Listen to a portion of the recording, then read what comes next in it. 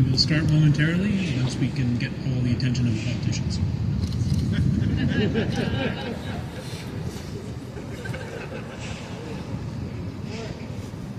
I tried.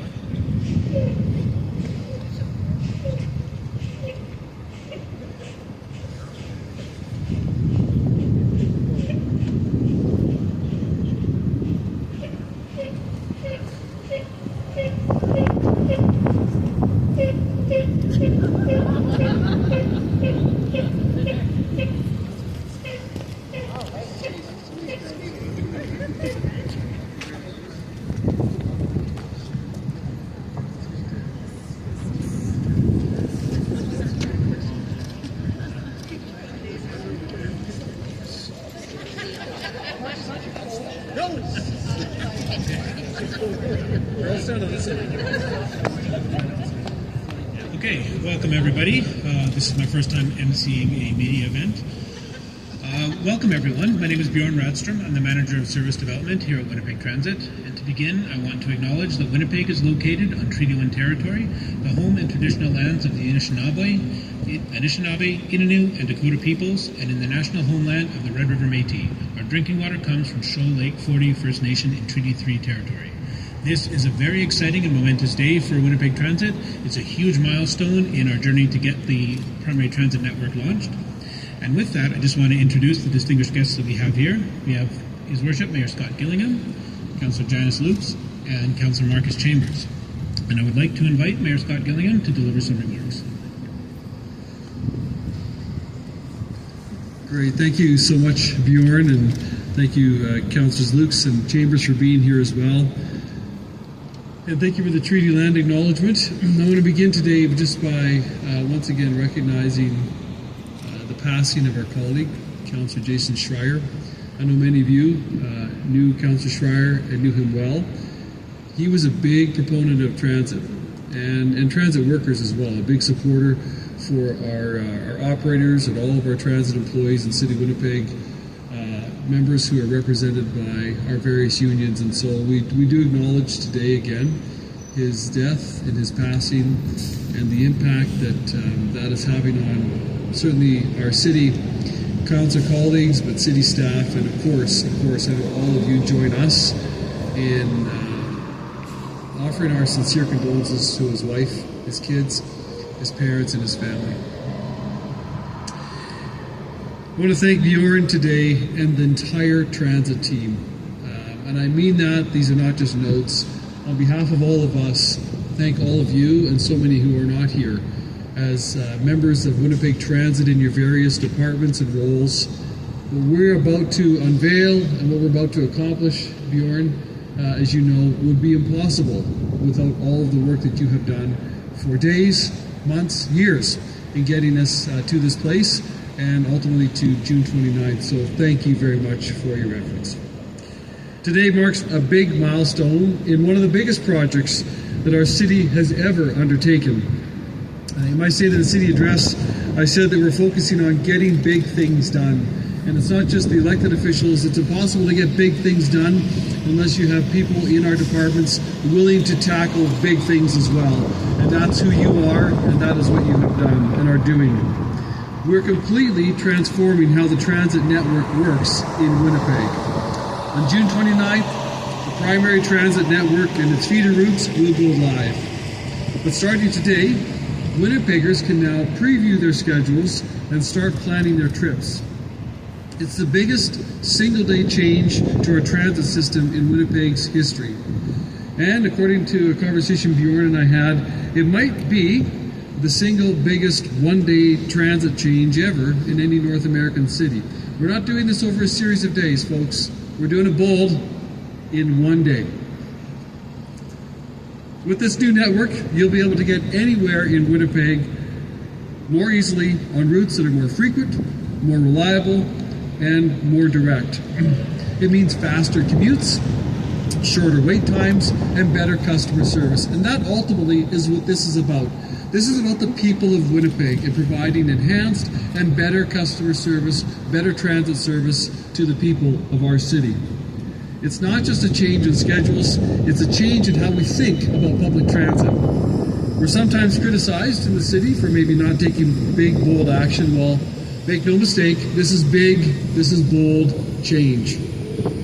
But in the end, we're making transit more useful for more people. And that's key to making Winnipeg more connected, more accessible, and a more sustainable city as well.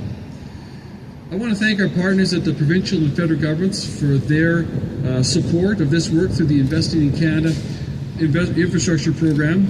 And once again, I can't say it enough, I once again want to thank the outstanding team here at Winnipeg Transit for all you've done to make this possible. I know that you're running full out until June 29th and beyond. And Greg shared with me that the staff here are doing great work in every aspect of transit. Your efforts, and those efforts, are really going to benefit thousands of people every single day, not only throughout the rest of 2025, but for years and years to come. This will be a benefit to more Winnipeggers. So on behalf of City Council, thank you again. And on behalf of City Council, I want to invite all people that use transit, and those who are thinking of using transit, and those who've never thought of using transit, to check this out. Put in a route, try this out, and see how you can get from point A to point B on June 29th in a completely different way. Thank you all.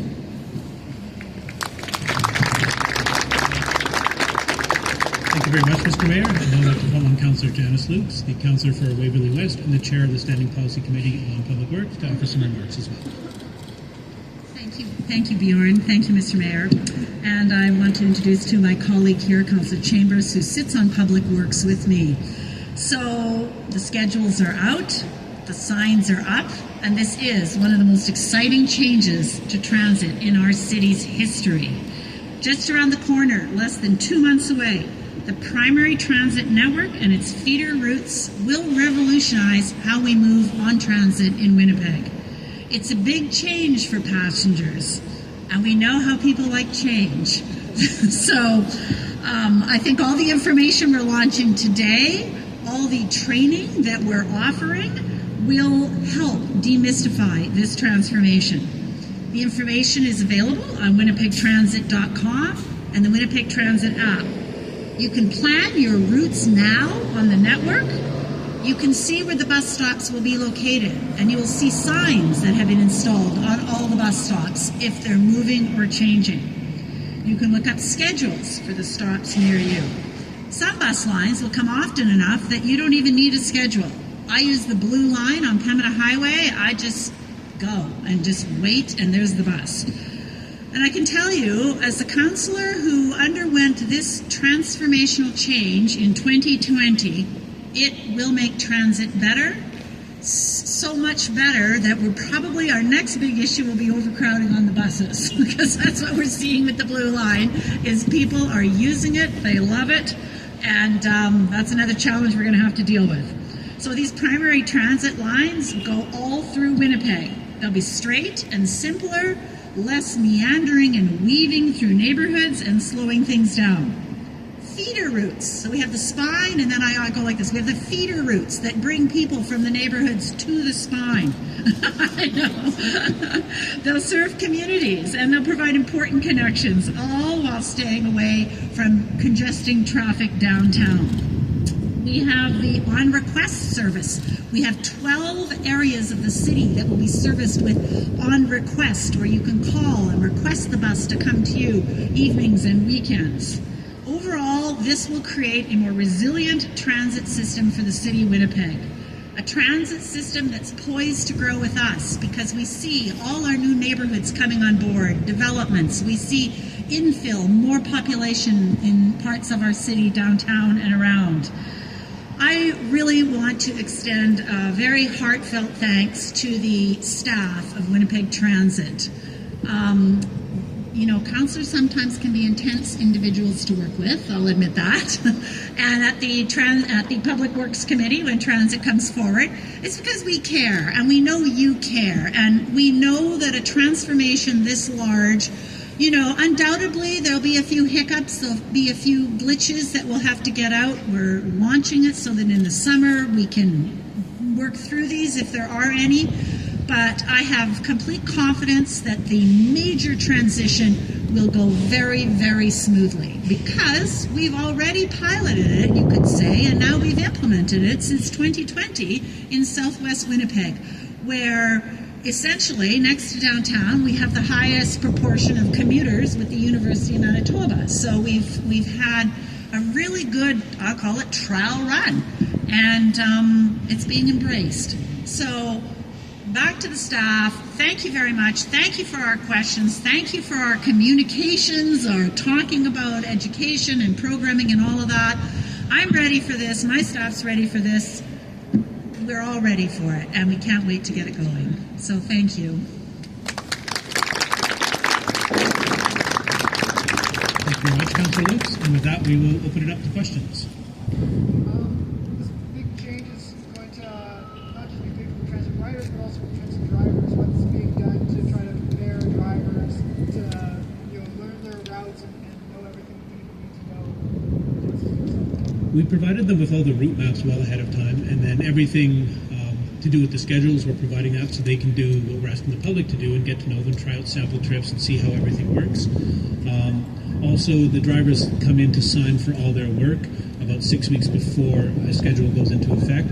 So when they're doing that, we're going to have a lot of displays out explaining the new route network, and we're going to have staff down there from our planning branch and our schedules branch and travel trainers as well to talk to them and explain everything about how it works, because there's two things that bus drivers need to know. They need to know how to drive the routes, and for this, they'll have the map in front of them, they'll have the schedule. That's probably the simpler thing to figure out. But bus drivers are also they're our frontline customer service people. They're the ones that interact with the public more, and they're the ones who need to answer questions. How do I get from here to there? So we want them to not just know the route they're driving, but understand the entire network, and that's what that effort is for. When they come in, they can talk to the rest of our staff and find out a lot more about the route network, how it works, and kind of get a feel for it. Is that still underway, or is that already been done? That's going to be starting when sign-up starts in another week or so. So we've been doing some education all along, but to really help them get to know the new route network, that's starting soon. And I just want to give a shout out to Chris Scott over here, okay, because he's been coming to me, to the committee. We sit on the safety committee, and we've been doing a lot of work, and Chris has been an excellent champion for the transit drivers, channeling, I'm sure, hundreds of issues and requests through, and I want to thank you for that. Thank you very much. In terms of the number of drivers that we have, do we have enough drivers to fully staff all these routes? We're looking good for the summer. Always in the summer, we're operating a little bit less service than in the fall. For the fall, we still need to really push hard with our recruitment in order to be able to have enough drivers in place. But it's looking good. It's looking better than it has in a very long time. How many more drivers do you need for the fall? I don't know offhand. I'd have to get back to you on that. And our goal for fall is to go back to full service, right? We're on a bit of a reduced service now, but our goal is to have enough drivers so that we can go back to full service. Is it still at 95% of the routes right now? 5% We're at a 6% reduction right now, and we'll be back at full service with the launch of the summer schedule. I have a hard time with my first time here. So I guess you mentioned, Councilor Lukes mentioned this earlier, that a lot of routes should be more frequent. Do we have a sense of how many will be more frequent and how many will take longer so that the feeder routes are Sorry, I was asked to repeat all the questions, and I forgot for the first time. So the question is, with Council was mentioning that a lot of the routes are going to be more frequent, do we have a sense of how many routes will be more frequent? I don't know if I can give you a specific answer in terms of the numbers, but if you look at how we've set up the network, we've got the primary network and the feeder network. With the primary network, the blue line, the frequent express routes, the frequent routes, and the direct routes, in general, will be more on the streets that they're operating, will be more frequent than the service on the streets where they are now. And then when it comes to the feeder routes, they might be less frequent than if it's a mainline route operating through a suburban neighborhood, but we're trying to tailor that frequency to the number of people that are taking the bus in that area. Do you have a sense of how much people should expect to add on in terms of time in the feeder routes to save on the maintenance? It's going to depend on everybody's trip, and in a lot of cases it'll be faster overall in case even if they have to transfer. Since we launched the schedules, we've been testing them internally for a couple of weeks now, so we've been trying to we've been making sure everything works properly. And as staff, when we've been planning out our own trips to see how things are working, we've been surprised at how there's a lot of trips now that are direct, that are slower than they will be on the new network, even with a transfer. So it really depends on which trip you're talking about. I can't give a global answer for it. Is the goal, I know with Blue Line, there's a lot of talk about trying to get buses every 5 or 10 minutes. Is that the goal for this? Is that the general goal on the main route? Yeah, if you take a look at the maps that we put out in the description of the different route types, it has a target frequency for each different route type, and we're able to meet those frequencies on weekdays. So that's been our goal all along. And on weekends, this is something that we said right from the start, even before the master plan was approved back in 2021. We won't quite be able to meet those frequencies on weekends, and that's going to be one of the first things that we bring forward in our whole annual service plan process that we're getting going. Okay, if I follow along correctly, people can go online and virtually test things out now, but none of the changes are coming until June 29th. Correct. Yeah, the changes don't come until June 29th, but you can get online now and try out all your trips. It's basically Navigo as though you were planning a trip in July. Why do it all at once? Why do it that way rather than staggered? Okay. The question is, why do it all at once? We actually didn't know if we were going to do it all at once a couple of years ago, and we spent a lot of time trying to figure out if we could divide the city up in a way where we could do this quadrant, then that quadrant, then that quadrant. And honestly, it would have been a lot easier for us and a lot simpler probably for the public if we could have done it in stages. But the city isn't really dividable like that. We did it already in southwest Winnipeg when we launched the Blue Line and all the feeder routes there in 2020. But what we found out when we were trying to look at the rest of the city is that was the only part of the city that really lent itself to that type of division. But the routes go all through all the other quadrants, and there was no way to separate everything. And like I said, we tried to figure out if that was possible, but it wasn't. So we just decided, all right, we got to do it all at once. Just make a comment on that. Back to what I said a moment ago. Is often, we hear that Winnipeg is incremental, we move slowly. I want to commend Kevin, Bjorn, and the entire team for being bold. This is bold. To say, we're going to do this all in one day. That's audacious, it's bold, it's fantastic, I love it. It's the kind of vision that we're looking for. And I just want to commend everyone who has the courage to attempt this. And I think it shows the kind of innovation and courage and vision that we see in some of our departments. And we also accelerated it by a year, right? So we accelerated this. People wanted improved transit service, totally to the mayor's point. So we accelerated. Council voted to accelerate it a year sooner. So we still have pads to put in. We still have features, bus shelters to put in. We have funding for that. The department is analyzing it now, and that infrastructure will go in next year. But people wanted better service sooner, so we're doing it. I was just going to say their answers were better than mine, so use their sound bites instead of me. We wrote on school route concerns because the charters are ending. From my understanding, because when the school year ends, like people still would know the full impact of where their new route is through August, correct? Right, they can see the routes now. The question was about school routes and will people be able to see what the school routes are and how to get to school. They can see the routes right now, but the summer schedules aren't going to be the same as what's in place for the school year starting in September. So we're looking to launch the fall schedules a lot earlier than we usually do, hopefully in July, so that people will have several weeks to be able to figure out what their school travel will be like. Because we know that that's going to be something people are very interested in finding out well in advance. And there were some parents who said they were concerned that kids as young as 11 would have to go with general transit and the charter system, especially in certain areas of the city. I know some school divisions went to kind of the buses to deal with that. Has this all been addressed? The question again was about school travel and the concerns that some parents have had about young children taking general transit service. That's already happening all over the city. The school service that we provide, there's a whole bunch of different formats of it, and in a lot of cases we add extra service onto existing routes at the times that for school start and end times.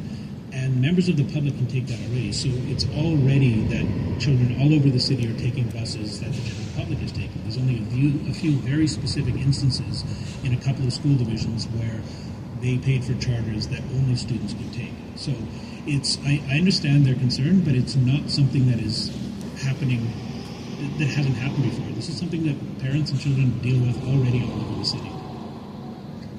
And I just want to add to that and give a shout out. I think they're here. I don't know if Megan or Teresa wants to get them to put their hand up or not, but we've got an army of travel trainers.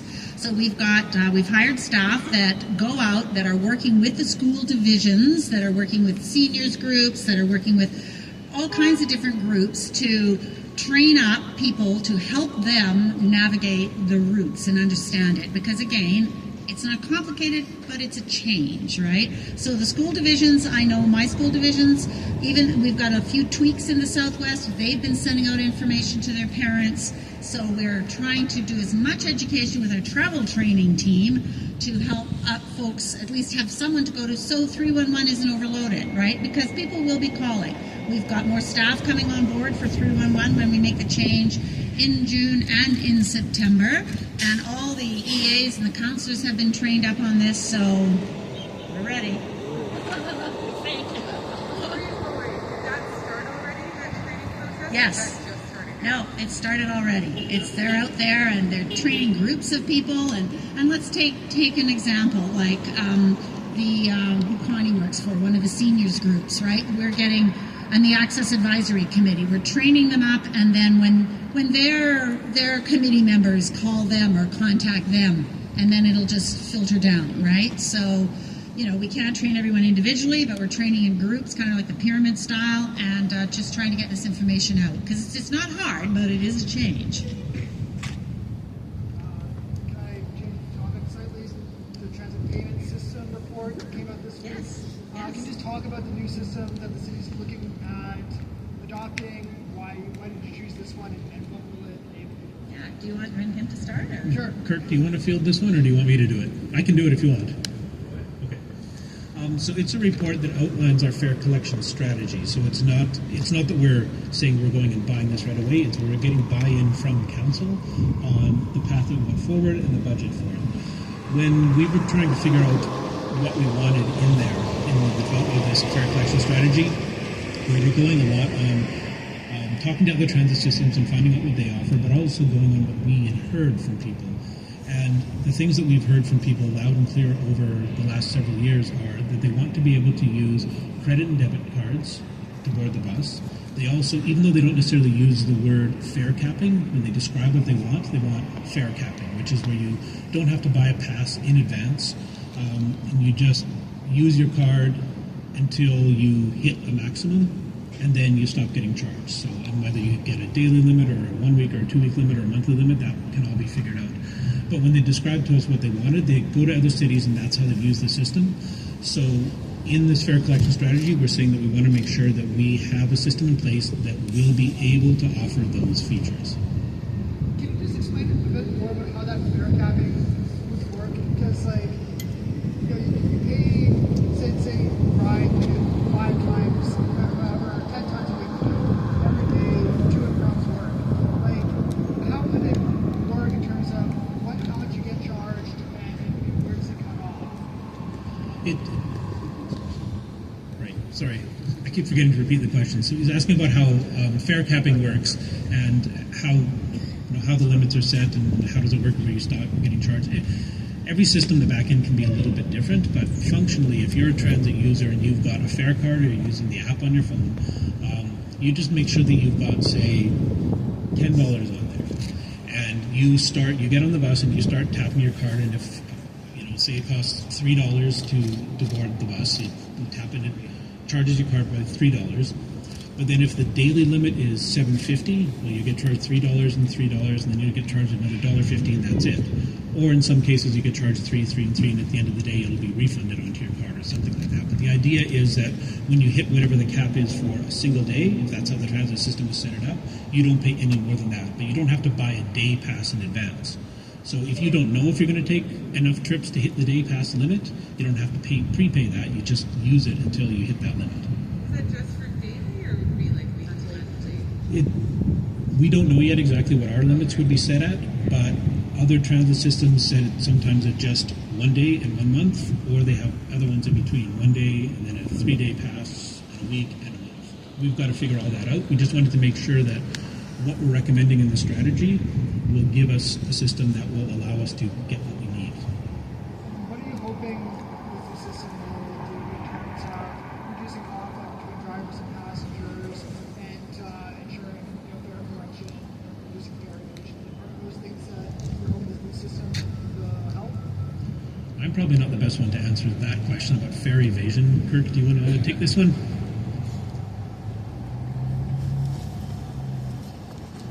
This is Kirk Cumming, our manager of IT, and he's the one who's been overseeing the fare collection project. Hi there. So the question was around how will the technology help to improve situations with fare evasion, or? Yeah, and reducing disputes over fare collection with drivers and passengers. I would say that what we're trying to put in place is an increase in options, right? Because right now what we have is a situation where if you wanted to ride transit, you have to plan ahead. You either have to make sure you've got a PIGO card and that card is loaded with product, or you've got to make sure you've got the right change, or you've purchased a pass or whatever. The system that we're looking at is something that's much more easy to use, where you, for example, if you have a credit or a debit card, you can use that. If you wanted to download the app, you can do that probably right there. In most of these systems, they have an app where you can download the app, purchase a product online. It's immediately available for use. And I think a lot of the conflicts tend to come from cases where, say, the PIGO card is not working. There's been a product that was loaded online that is not yet available on the card. And those are the types of conflicts that we're looking to reduce with a system that is real-time, responsive, and always online, and doesn't have some of the disconnects that we have in our current system. So last year, my wife and I were on holidays in another country, and we were enjoying the city we were in, determining kind of as we went how we would get where we went. And just by having a transit system where we could use a credit card and jump on the bus when we wanted to and go as far as we wanted to with a capping system, it was so convenient to travel around that community. I barely carry cash. A lot of us are probably in the same boat. But if we want to jump on the bus to get from A to B, just, I don't have to worry about having change. I don't have to worry about my PayPal card being loaded. Again, what this is about, enhance customer service for the people of Winnipeg. We are providing a better system, transit system, for the people of Winnipeg to live here, to go to school here, to work here, to come and visit here. And this new fare system will make it more convenient for more people to use and choose Winnipeg Transit. I do want to add, the fare boxes will still be there and we'll still be taking cash. So not everyone has a credit card or a debit card, but the fare boxes will still be there. And we are looking at, we will be reviewing all the products that transit offers, all the different packages or different products. Hopefully we'll be reducing the paper printing of a lot of these products too, so there'll be a cost savings from that aspect.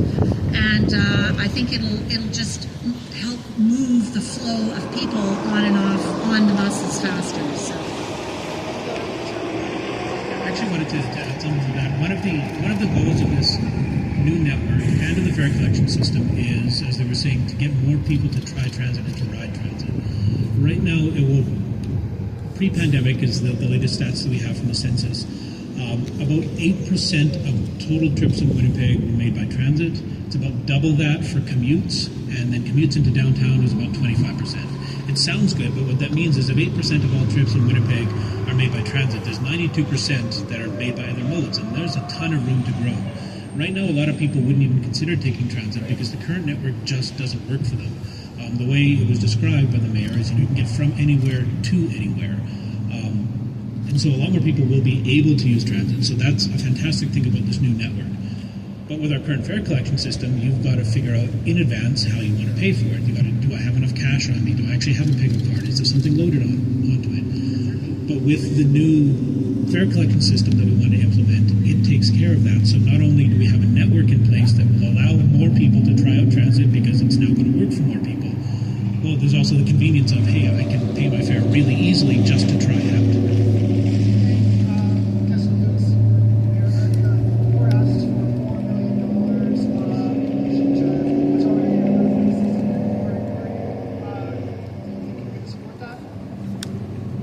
Well, it comes to my committee, so I'm going to be supporting it.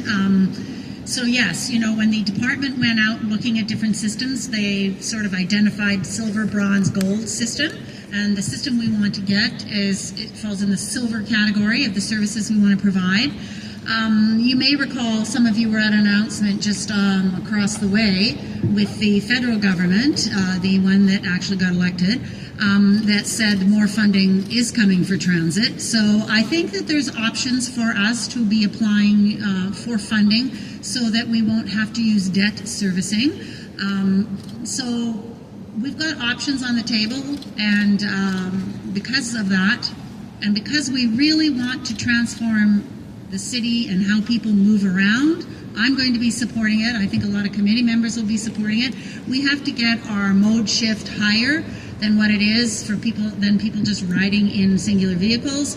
But the only way we can do that is to provide a better service, and all these we're heavily investing in transit, right? Huge investments in millions, tens, hundreds of millions in transit to make a better service so people can use it. And this additional, or we really didn't know going into it exactly what a pay service would cost, and I think it'll pay off in the end. So, are you going to support it?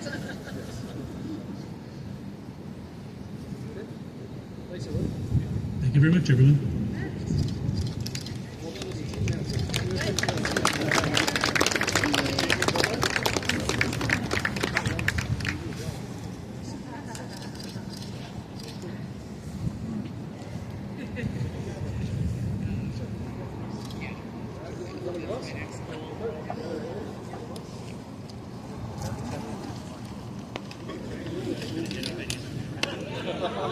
I don't think I need to feel at least not right now. Cameron and you can go after me at the same Get time. a bit of